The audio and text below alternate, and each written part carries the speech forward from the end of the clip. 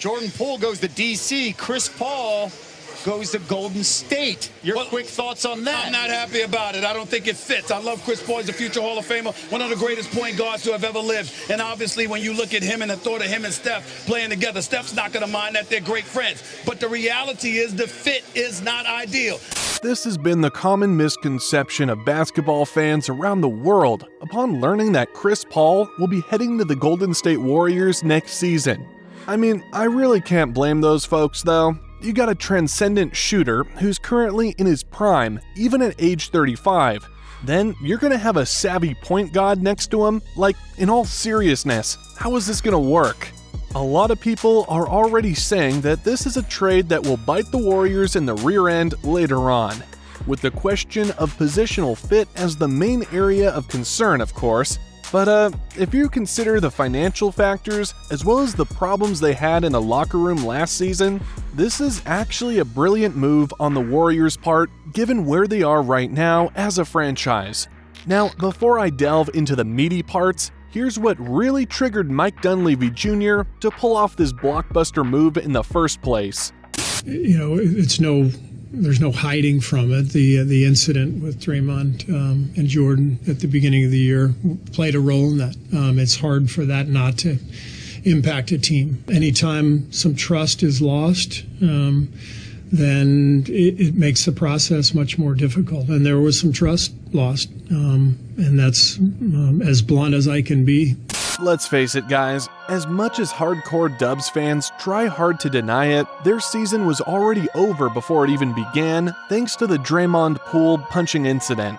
The friction between the two caused a domino effect that affected their chemistry, which is reflected in their poor performance on the court all season long.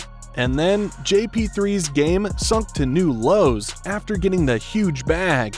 Then, Draymond was pissed with the Warriors for not doing anything about the whole incident. You know, this thing leads to that thing. And although the Dubs tried to work things out, their relationship was already beyond repair the moment Draymond's fist met JP3's face. With Draymond opting out of his contract, the most logical thing to do was to ship out JP3, not just to clear the bad vibes in the locker room, but also to create some wiggle room financially. That being said, let's now talk about how CP3 will fit into the puzzle. Well, as I mentioned earlier, this trade has a lot more to do about ka-ching than about fit.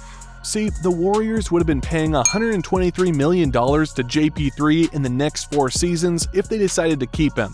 And in Dunleavy's eyes, this JP3 experimental phase had to be shut down immediately due to what happened to him this season. Plus the fact that he is so expensive to keep with low ROI. With a new second tax apron in place under the new CBA, the Warriors will definitely operate above the luxury tax line in the next couple of years. And to somehow reduce the financial pain that they're about to suffer, they have to get rid of JP3's contract as soon as possible, which they already did. Now, in return, they got a much more tax-friendly contract with CP3. See, even though he signed a 4-year, $120 million contract with Phoenix, the third year of that deal, which will kick in next season, is just partially guaranteed, meaning that the Dubs will only have to pay him $15.8 million instead of the whole $30 million. And in the fourth, his contract has a non-guaranteed clause, which means that the Warriors have some options and will not be tied up financially in the long run, unlike with Jordan Poole's previous deal. With this said, I'm not saying that they traded for CP3 just so that they could use him as a bargaining piece in the future, or, you know, just to get out of JP3's bad contract. To me, the Wizards want to clear some cap space, and the Dubs, on the other hand, needed something valuable in return for their rising star. I mean, that's all there is to it. Anyways, from talking about the financial aspect of this deal, let's now pivot here and talk about how the Dubs are going to make this seemingly weird deal work in their favor. With JP3 out of the equation, the Dubs have now obviously thrown their 2-timeline plan out of the window. In other words, the only timeline that they're clinging to right now is the one with Steph Curry in it. And clearly, they want to win right now, while Steph is still at the prime of his powers.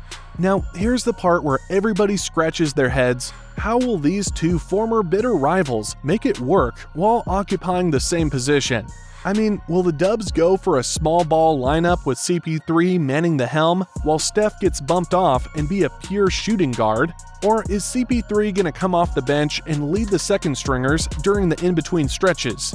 Well, not gonna lie here, but these two possible scenarios look really intriguing, and with CP3's rich experience in being a main star or third option, I think CP3 will flourish regardless if he'll be part of the starting unit or come in as a backup. See, despite turning 38 next season, I believe that CP3's brilliant basketball mind still overshadows his old legs. I mean, there's no other guy that can control the pace of the ball game like CP3. He's a high IQ guy who can also drop timely baskets if you sleep on him. Putting him in the starting lineup will relieve some ball handling duties away from Steph, and therefore, this will put the greatest shooter on earth in a position where he'll thrive best, and that is to shoot the rock with the greenest of green lights. I mean, just imagine the offensive havoc that Steph and Clay can create running around pin-down screens as CP3 sets them up with laser-like precision. And in case the defense somehow shuts that one down, CP3 can manipulate them using pick-and-roll action. Then he'll just get to his spot and knock down an easy mid-range jumper. Now, if they decide to let him come off the bench, CP3 becomes the de facto leader for the bench squad and runs their offense as if he's leading his own team. The young guys like Moody, Kuminga, and Anthony Lamb will definitely flourish and become great players in no time, with Paul manning the controls for the second unit. And with this said, the Warriors can actually do an experiment by running two stylistically different play styles and see if it will fly for them or not.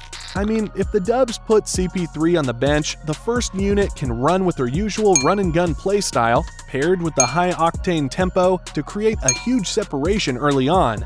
Then, when CP3 and the bench guys come in, CP3 can slow down the pace a bit using more pick-and-rolls and set plays to maintain and possibly stretch their lead even more. Now, at age 38, CP3 is obviously not paid by the hour, and you would expect him to play around 22 to 28 minutes a ball game at max, as the Warriors will try to preserve him as long as they can, so that he can play during the crucial stretches of the regular season, as well as the most important games of the playoffs. Given that he'll be healthy next season, hopefully, the Warriors will have a luxury player in CP3, a player who's not afraid to take big shots in the big moments, and has the ability to deliver when it matters most. In addition, he fits the mold of a glue guy and has that leadership quality similar to what Andre Iguodala or Sean Livingston brought to the table. So, you see, it's pretty safe to assume that CP3 will make a huge splash for the Dubs no matter what role he'll be playing. Lots of people were sounded off about this quote-unquote bad trade, but if there's one team that can make this work, then it has to be the Warriors. The only thing left in CP3's Hall of Fame career is a championship, and here's the opportunity of a lifetime in getting that by teaming up with the greatest shooter of all time, playing under the roof of one of the most successful franchises in the past decade. Most people would say that this is a bad trade, but to me, this can be a match made in heaven that no one would expect, given that everyone stays healthy and works together as a cohesive unit on and off the court.